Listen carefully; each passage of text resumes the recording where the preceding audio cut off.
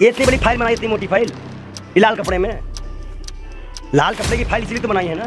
आप जो है ईवीएम के ऊपर इतना सवाल खड़ा कर रहे हैं, इस वक्त जो है चुनाव आयोग जो है बहुत ज्यादा सख्त है। और जो भी ईवीएम पे सवाल खड़े है भाजपा का, हम तो मुंह पे बोलते हैं, लाओ नोटिस दे हमको, हम जवाब देंगे। नोटिस भेजेंगे आपको जवाब देना पड़ेगा। तो ये बताओ, मैं तुमसे पूछता हूँ, ये बात तो पहुंच जाएगी ना कि ईवीएम के हाथ पांव होते हैं क्या, कैसे के कब्रिस्तान मिलती है, कैसे भाजपा का नेता गाड़ी मिलती है, कैसे 6 लाख पर खराब हो जाती है, और अगर खराब हो जाती है तो चुनाव क्यों कौन करवाता है? चुनाव आयोग तो दलाल और बिका हुआ है भाजपा के हाथ में। तो आंदोलन करेंगे उसमें लोग कहाँ से इकट्ठा होंगे? लोग तो जो मोदी जी के समर्थन में खड़े हुए हैं, देश का जो विकास हो रहा है जितने लोग, खड़े हुए हैं। अरे रुक जाओ, दलाली कर लिए। अब सुनो, जितने लोग प्रोटेस्ट कर रहे हैं वो का तुम्हारे, वो का मोदी जी के रिश्तेदार है क्या वो हिंदू नहीं है? वो पाकिस्तान से आके प्रोटेस्ट कर रहे हैं क्या यहाँ पे? बताओ, दलाली करना बंद कर दो, जनता समझ रही है। तो कितने लोग आ जाएंगे? अरे सुन तो लो यार, पहले बकवास करने लग जाते हो, बकवास करने के लिए बैठे हो क्या पत्रकार हो? कितने लोग आ जाएंगे? पैसेबाजी में समझते हो क्या? कितनी जेल है इनके पास? ये भरते भरते बंद हो जाएंगे, थक जाएंगे। लेकिन हम जेल भरो आंदोलन करेंगे। आप जेल भरो आंदोलन से बड़ा आंदोलन होगा वो, जेल भरो आंदोलन से बड़ा आंदोलन। अगर जनता का मुद्दा है और जनता के अधिकारों का मामला है, जनता तो इतना खिसिया के बैठी है कि जहाँ पे 2 राज्यों में मोदी जी का है, मेरी गारंटी है कि हम 2 राज्यों में 450 में सिलेंडर देंगे, वो भी 900 में हो गया। थूक दिया मोदी जी ने जनता पर, और आप जनता इनके मुंह पे थूकेगी। अरे जाओ कह दो, दलाली मत करो। कोई तुम्हारा पाला कोई जो है ना, ये छड़ा छाप बाबाओं से नहीं पड़ा, तुम्हारा पाला पंडित बाल योगी महाराज से पड़ा है। समझना, डराने से डर जाएंगे हम तो सारी हदों से गुजर जाएंगे। मौत का डर क्या देते हुए पत्रकार, मौत जिस दिन आएगी तो मर जाएंगे।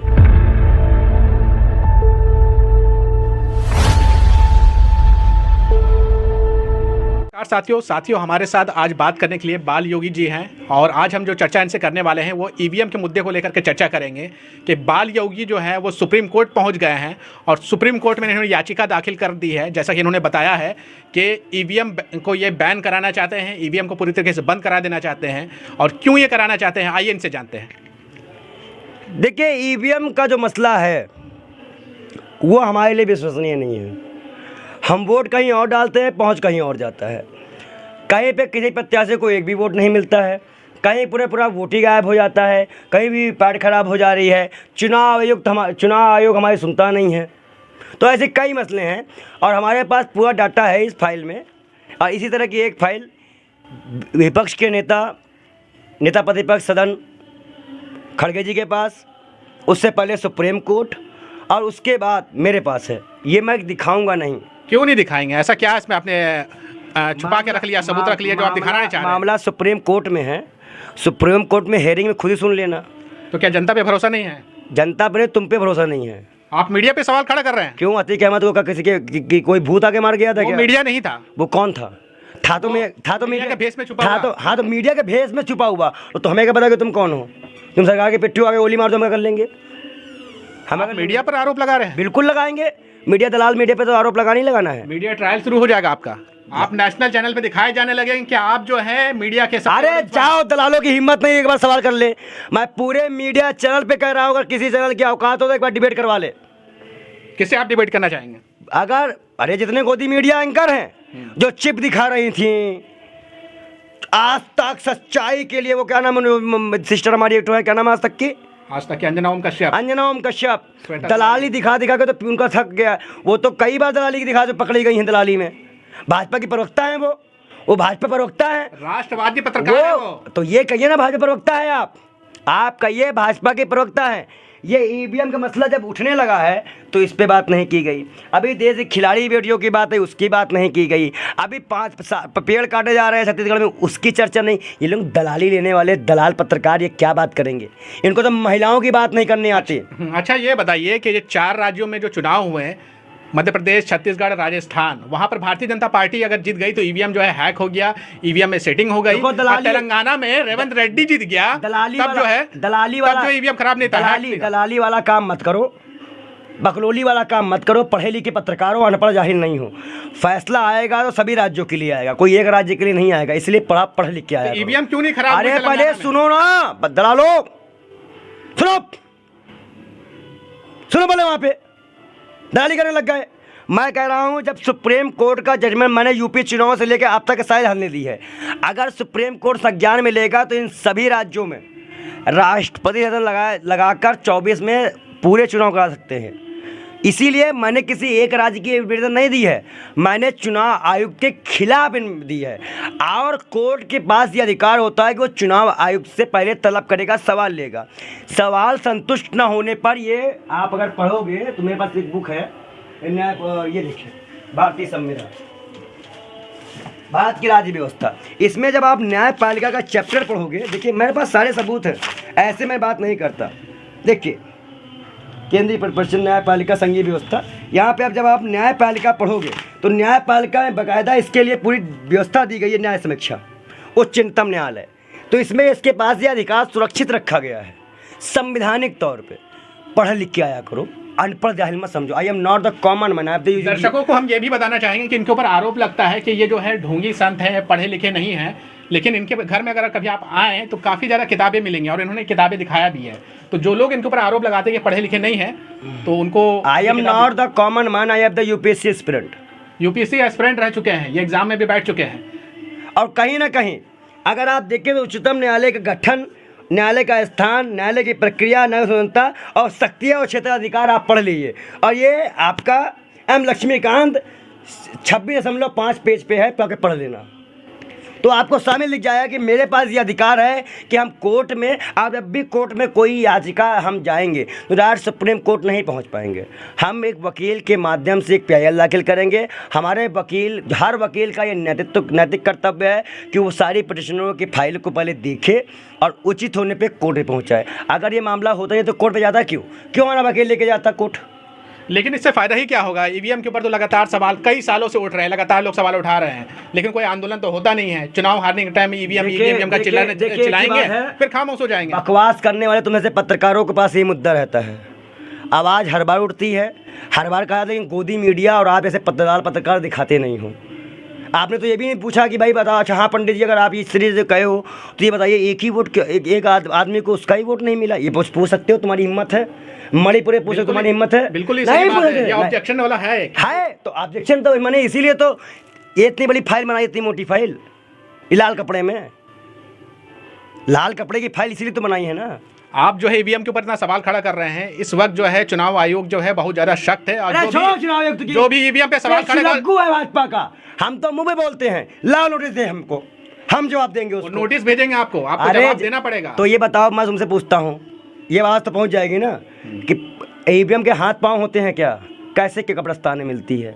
कैसे भाजपा का नेता गाड़ी में मिलती है? कैसे 6 लाख ईवीएम खराब हो जाती है? और अगर खराब हो जाती है तो चुनाव क्यों कौन करवाता है? चुनाव आयोग तो दलाल और बिका हुआ है भाजपा के हाथ में। आप बड़ा आरोप लगा रहे हैं फिर चुनाव आयोग के ऊपर। फिर अभी मैं तुमसे पूछूं कि भांग खा के आए हो, गांजा पी के आए हो? पहले ये बताओ। तुमसे मैं बार बार पूछा, ईवीएम ये फाइल निर्जीव है, इनमें कोई जानून है? निर्जीव है। ये फाइल को हम यहाँ से इस हाथ से उठाकर इस हाथ से उठाकर इस हाथ करेंगे तभी तो ये आएगी ना। बिल्कुल आएगी ना। तो इसके हाथ ये उड़ के चली जाएगी, उड़ के तो जाएगी नहीं। तो ऐसे ही ईवीएम कैसे भाग जाती है उड़ के? 19 लाख ईवीएम गायब है, चुनाव आयुक्त ने खुद स्वीकारा है। कहाँ है वो ईवीएम? कहाँ है वो ईवीएम? और 19 लाख ईवीएम में तो 3-4 राज्य तो आराम से आप जीत लोगे। चुनाव आयोग तो कई बार ये भी कह चुका है कि अगर कोई जो ईवीएम के ऊपर शक करते हैं वो ईवीएम को हैक करके दिखाएं। मैं बोलता हूँ चुनाव आयोग से, ये फाइल को बिना छुए खोल के दिखाओ। ये फाइल ऐसे बिना छुए से खोल दो। खोल पाएगा? अरे जाओ कह दो, दलाली मत करो। कोई तुम्हारा पाला कोई जो है ना, ये सड़क छाप बाबाओं से नहीं पड़ा, तुम्हारा पाला पंडित बाल योगी महाराज से पढ़ा है, जो कि एमए पॉलिटिकल साइंस है इलाहाबाद यूनिवर्सिटी से। इलाहाबाद यूनिवर्सिटी से मेरा पॉलिटिकल साइंस है। जानते हो इलाहाबाद यूनिवर्सिटी कौन है? बिल्कुल जानो, स्टेट यूनिवर्सिटी। इलाहाबाद यूनिवर्सिटी से मेरा पॉलिटिकल साइंस है। I am not the common man, I am the UPSC aspirant. हमें जो कानून बनाए जाते हैं वो हम लोग खुद बनाते हैं। किस विषय में बात करना चाहेंगे चुनाव आयोग? आइए हम बात करें, हम शक्तियों की बात करेंगे। हम अपना मसला कोर्ट पे, अगर वो हमें नोटिस भेजेंगे तो उनके नोटिस के जवाब में हम सुप्रीम कोर्ट फिर जाएंगे और चुनाव आयुक्त को छीन लेंगे। ये हमारे पास अधिकार है। क्योंकि अगर हमारे सबूत, जो कि इसमें कह रहा है, अगर हमारे चुनाव वैलिड हुए तो चुनाव आयोग को तुरंत इस्तीफा लेके जेल भी जाना पड़ेगा। और मैं तो जेल भेजने की मांग भी की है चुनाव आयुक्त को, साफ सीधी बात। आपको डर नहीं लगता है? आप इतनी बड़ी बड़ी बातें बोलते हैं, कहीं ऐसा हो कि अंधभक्तों की पूरी फौज आपके पीछे लगा दी जाए, ट्रोल गैंग लगा दिया जाए और फिर वो आपको ट्रोल कर करके ट्विटर पे ट्रेंड करा करके आपको जेल भिजवा दे? ना समझना, डराने से डर जाएंगे, हम तो सारी हदों से गुजर जाएंगे। मौत का डर क्या देते हो पत्रकार, मौत जिस दिन आएगी तो मर जाएंगे। हमने तो शादीशुदा नहीं हूँ भाई, मेरा तो अकेला है, मर गए, लेकिन ज़िंदगी दिल में एक सुकून रहे कि जब भी मरे हैं जनता के लिए और इंसानियत के लिए मरे हैं, इससे बड़ा सुकून के साथ मर रहे हैं, और क्या चाहिए। मर जाए। तो आप जो है मतलब सुप्रीम कोर्ट हर हाल में जाने वाले हैं? चले गए, PIL दाखिल हो गई, काम चल रहा है, अब बहुत बड़ा फैसला आने वाला है। आंदोलन कब होगा इसके ऊपर? आंदोलन राम मंदिर के उद्घाटन के बाद होगा। अभी इस मसला उसमें भी फंसा हुआ है, उसके बाद हम करेंगे, क्योंकि अभी मंदिर का तब तक तो लोग अभी मंदिर का उद्घाटन हो रहा है। अभी ये लोग कहें तो तब तक उससे पहले फैसला भी आ जाएगा। 10 तारीख के पहले फैसला दे देगा सुप्रीम कोर्ट। ये भी 10 फरवरी से पहले, 10 जनवरी के पहले ईवीएम के ऊपर फैसला आ जाएगा, क्योंकि इमरजेंसी बैठक में ली गई है। सुप्रीम कोर्ट ने भी कहा है कि मसला जनता के मूल्यों से जुड़ा हुआ है, उसके मूल्यों का जो है उल्लंघन हो रहा है, उसके अधिकारों का उल्लंघन हो रहा है, इसलिए भी इस फैसले को जनता के नियत से हमने इसको भेजा है। और जो PIL में हमने लिखा है, हाथ जोड़ के चीफ जस्टिस ने इसको स्वीकारा है। कहीं ना कहीं हमारे वकील नरेंद्र मिश्रा इस पर बहुत जल्दी से फैसला लेके आएंगे।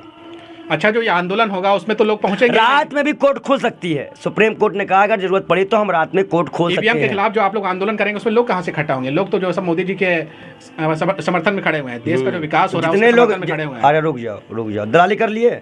अब सुनो, जितने लोग प्रोटेस्ट कर रहे हैं वो का तुम्हारे वो का मोदी जी के रिश्तेदार हैं क्या? वो हिंदू नहीं है? वो पाकिस्तान से आके प्रोटेस्ट कर रहे हैं क्या? यहाँ पे पूछाओ। दलाली करना बंद कर दो, जनता समझ रही है। तो कितने लोग आ जाएंगे? अरे सुन तो लो यार, पहले बकवास करने लग जाते हो। बकवास करने के लिए बैठे हो क्या? पत्रकार हो? कितने लोग आ जाएंगे? पैसे वाली भी समझते हो क्या?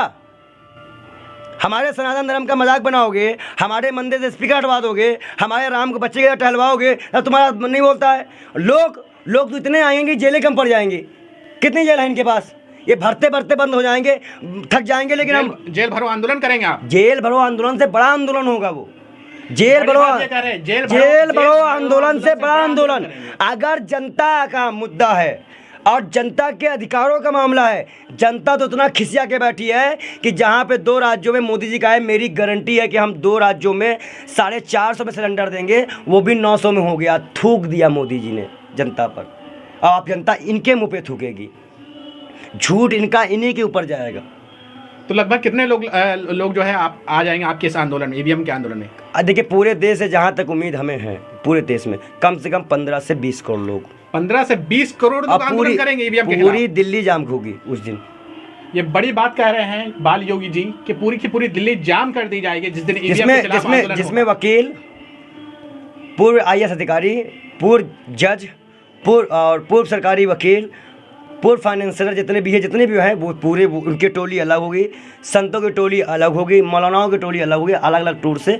कुल मिला के अगर पूरी स्थिति हम मिलाएंगे तो पूरे इंडिया से 10 से 12 15 से तो ऊपर ही भीड़ रहेगी। 15-16 करोड़ से ज़्यादा हम लोग जंतर मंतर से लेके पूरी दिल्ली में बैठेंगे।